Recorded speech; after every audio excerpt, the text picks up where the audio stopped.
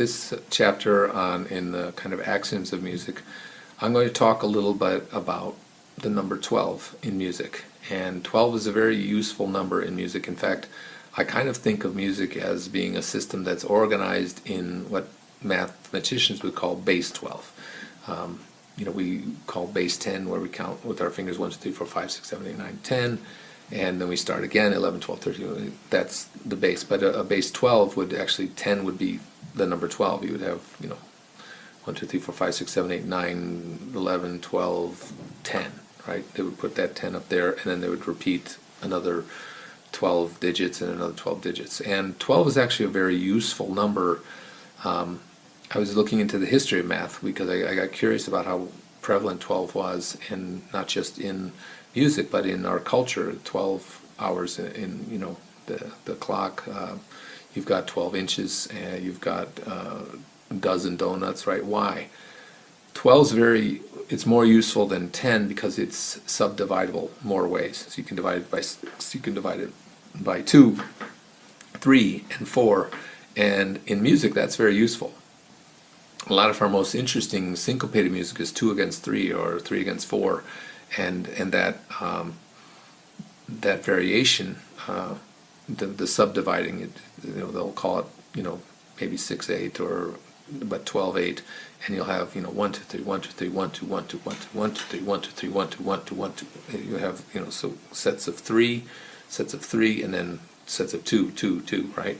And that creates a cool out of balance wheel, right? So 12 is very useful for that kind of subdividing. It's also, we have 12 notes in the chromatic scale. So C, C sharp, D, D sharp, E, F, F sharp, G, all the way up to back to C. C is actually the 13th, the octave. If we look at just the white keys, then it's 7, and then the 8th is the C again, that's the octave. But when we look at all of the keys, the black and the white, it's 12, and then 13 is the octave.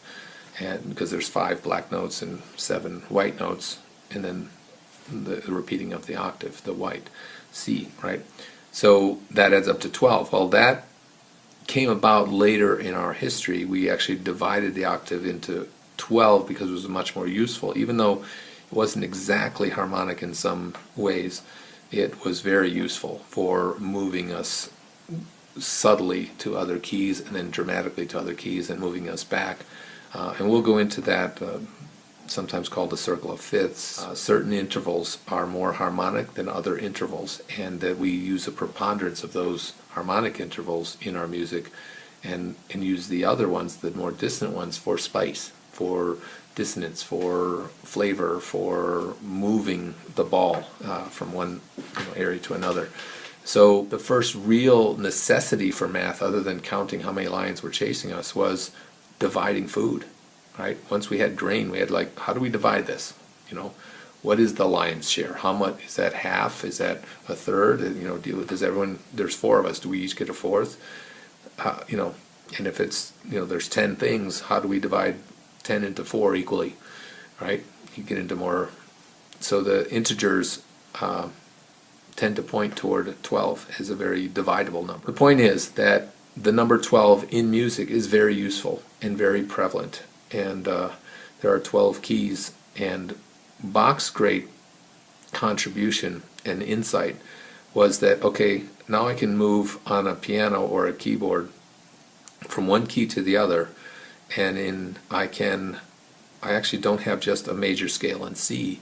I also can go to G, and I add this one variation, and now I've got another major scale, and I go to up 5 notes from that to D, and I add another little variation. I've got another major scale, and I've got another major scale. And he went into this circle of keys that were closer and lesser related to each other, so they sounded like they were in the same family. Remember the home, not home? And so he would go, to the cousin's house and hang out with the cousin. That's kind of different, right? And then they would come back, right? And then he would go over to the other cousin's house, and that's kind of cool. And then he would go to the neighbor's house, and that was that's not the same at all. That's really different. And he did this again expectation, pattern, and variation. And so he found infinite kinds of variation, and he wrote something called the well-tempered clavier. Well-tempered meaning even-tempered. It was a new tuning that really allowed you to move from key to key without having to stop and retune. The point is that this 12 became a circle of 12. You could go, literally, you could go from, you know, your cousin, my family analogy, you're in the key of C, you go to your cousin's house, G, and hang out there, and then go to their cousin's house, D, and then go to their cousin's house, A, and then go to their cousin's house, and you'd go around this circle, but you would eventually come back to C after you went to 12 people's house. The point is that this gave us a mobility and a lateral variations that was almost infinite. So Bach wrote 12 preludes in all the major keys to explore that, right? And then he wrote 12 fugues, and fugues are like, fugue comes from the word chase, and it's literally a melody following a melody. So bum bum bum bum bum bum bum bum bum bum bum, chasing that like a round or a canon, but much more flexible and complex. And so you would have 2, 3, 4, sometimes as many as 6 voices all talking to each other and you know, replying to each other, call and response, and chasing each other.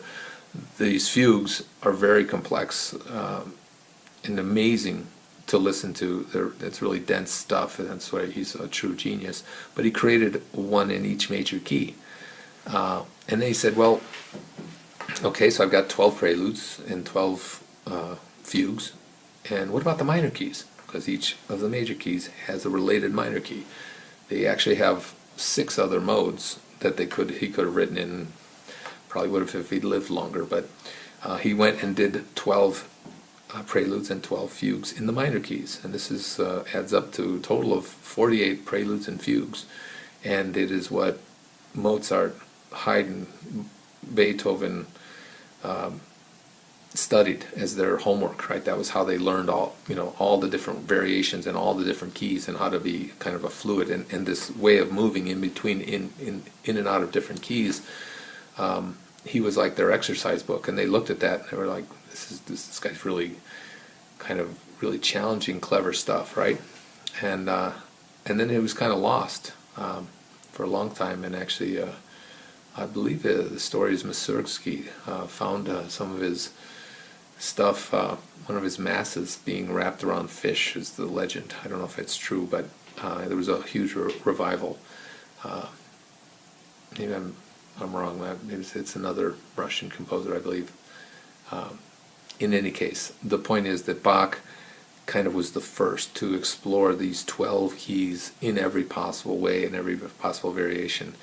Now, 12 in itself is not a particularly challenging number to deal with, but it's disguised as, you know, A flat or G sharp. The key of G sharp or the key of A flat, they're the same, but why is it one called this, why is one called that? It depends where you're coming from, what you call it, right? That's my cousin related on my mother's side, that's my cousin related on my father's side. It's kind of a weird, you know, relationships, and a lot of this is unnecessary to learn to play music. None of it is necessary to learn to play music, and it is only necessary to learn when you get into music notation. It becomes more relevant because music notation really reflects those relationships more than, say, our color coding in our game is just very straightforward. You know, purple is purple is purple is purple, right? It doesn't matter if it's, you know, F sharp or G flat. It does not matter at all.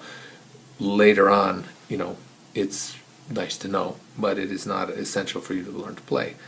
The point is that this 12, this secret of 12, is related both in the number of notes, the number of keys, major and minor, and then it becomes a useful way to look at this. And in rhythm, it becomes very useful, you know, and the blues, I believe, are 12 bars. There's just something when you can subdivide things. 12 is a very useful number, and look for it a lot in music.